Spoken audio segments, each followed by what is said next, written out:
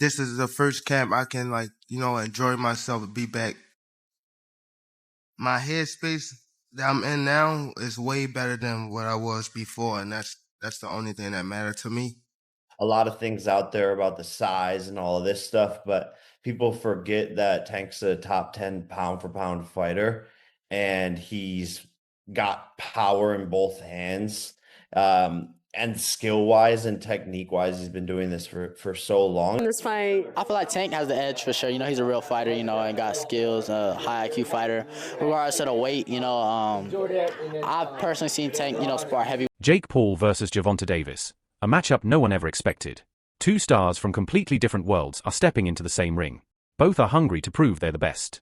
And this time, the hype is very real. Night and day, right? You have to understand, I went from doing YouTube and Disney Channel to 5 years, once to twice a day, 6 to 7 days a week, training, recovery, taking it more serious than ever. I'm just a different specimen. My body is filled out. I'm going into my athletic prime and going into that and my body filling out. I just feel amazing and feel super strong. Jake Paul has been loud about the training he's doing for the Gervonta Davis fight. He claims he's bringing serious talent into his camp, proudly mentioning that he's dropped people during sparring. Jake even says Shakur is joining him this week to help him prepare for the showdown with Tank. But for once, Jake admits something rarely seen from him: fear. He openly says Tank is dangerous. People often judge Tank for being the smaller fighter. They point fingers, saying he's too tiny to hang with someone like Jake. But Jake disagrees. He admits Tank's power is real in both hands. He knows Tank hits like a truck, even with that short frame. Jake saying he's scared to step into that ring is a major statement. It shows how much he respects Tank's knockout power and skill. That fear proves this fight isn't the joke people think it is. Going into a fight that I've actually ever been, because I know how good these people are that I'm sparring, and being able to see how good they are and knowing how good Tank is, it's actually going to be my toughest test to date. Yeah, I think, Jake, you could make the argument, right? Pound for pound wise, this guy's the most ferocious dude in the whole sport, couldn't you? For sure, for sure. I think he has probably one of the highest knockout percentages in 90 the something entire percent, boxing. right? Exactly. And just his speed, his elusiveness, his ring IQ, his conditioning. He's gone 12 rounds so many different times, something that I've never even done. So he's going to be sharp all the way through. I mean, the list goes on and on. And so just actually being vulnerable for a second, it's like, this is crazy. This is scary. It's kind of keeping me up at night. Jake, how do you prepare for, like you said, a guy who is shorter than you? How do you find a sparring opponent to replicate something that obviously, there's nobody else out there that's Tank Davis? How do you prepare for a guy that's different stature-wise? Yeah, no, we have world champions. Raymond Ford in the 130-pound weight class. We got Montana Lovin. Shakur Stevenson is coming in this week.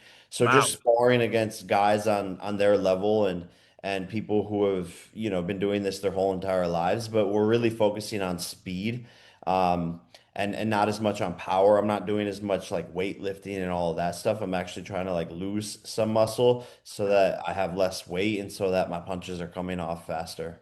Many fans don't know the truth behind Tank's journey. From the start of his career, he sparred with heavyweights, not just big men, but skilled ones who knew how to handle themselves in the ring. Showbiz, the adult, revealed that Tank didn't just survive in those sessions. He dominated. He punished those bigger men. If Tank can handle massive fighters in the gym, then a cruiserweight like Jake Paul won't shock him. Jake may be bigger, but Tank has already faced and beaten tougher challenges before. Those sparring stories prove Tank isn't afraid of a mountain standing in front of him. The analyst continued, saying those heavyweight sparring partners were more technical and experienced than Jake.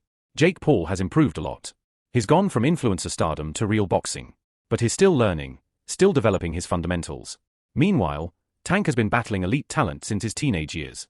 If he survived and dominated fighters far heavier and more skilled than Jake, then Jake's size advantage might not be enough. As Showbiz said clearly, Tank versus Jake isn't a mismatch for Tank. It might actually be Jake stepping into dangerous territory. Or bigger people, like from middleweight to heavyweight. And the thing is, don't be surprised, okay? This is a photo. This is a photo of one of the bigger guys that he was sparring. But in the past, like maybe a few years ago, he was fighting a guy in Mayweather's camp. He was a bigger guy. I think he was like a middleweight or something like that. He was whooping his ass. One time he was like on live whooping a bigger guy's ass. I mean, he's just beating bigger guys like middleweights and stuff, he's done that in sparring forever. Remember this story? I've brought it up a million times and I've showed this clip a million times, but on Ellie Set Back, this story of this guy saying how Gervonta Tank Davis knocked out this heavyweight. Tell me the story. What happened? Tank, what's the one boy name? No, don't say a name. I don't want to embarrass anyone. Oh, no, you're right. But tell people what happened. Man, I was about to spar. Before I was about to spar Tank, he was sparring this big boy. A heavyweight. Heavyweight boy. And Tank hit that nigga. He hit him so hard that he was on the top of the rope just like this. I'm like, I thought he died. Like, I ain't gonna lie to you. I thought he died. Hey, I've seen him knock out some heavyweights. He might knock all the ass out now. You knocked out a heavyweight? Yeah. How was that? Because I hit harder than Wilder.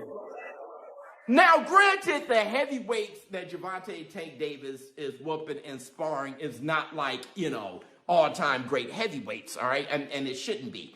But he's sparring the level of heavyweight that, more experienced than Jake Paul, right? But Jake Paul has beaten those heavyweights himself, all right?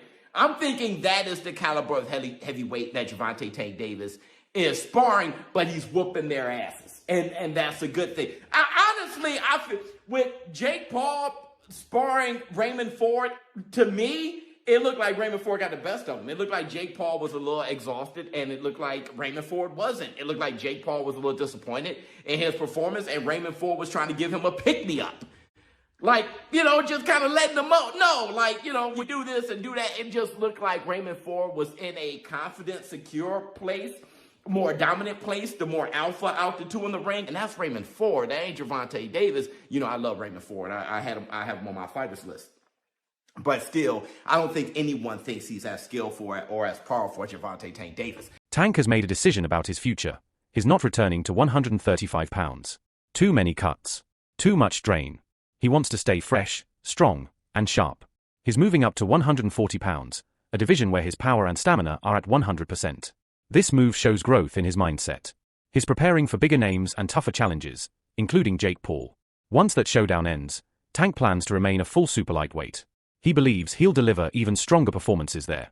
By staying in this division, Tank is opening up a wider world of possibilities. Fans might say the new weight puts him at a disadvantage because Jake is naturally heavier. But Tank sees the opposite. He believes this is where his body performs best, where his stamina improves and his knockout power becomes even more devastating. At 135, he was already delivering spectacular knockouts. Now, he wants show-stopping power. The new division might make Tank scarier than ever, and Jake Paul could be the first to feel it.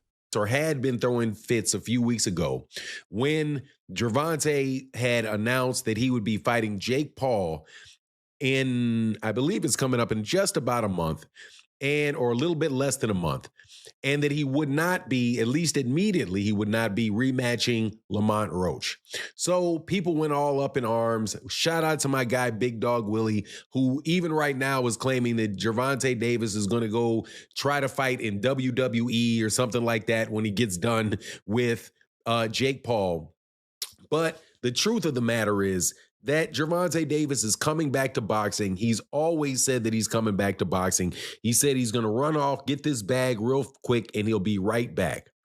Well, as you see, the 135-pound WBA, the WBA, where he holds his 135-pound championship, has not stripped him. They said that they were going to look into it if he had not rematched Lamont Roach, but nothing ever really came of that. So as of right now, he still has his 135-pound title.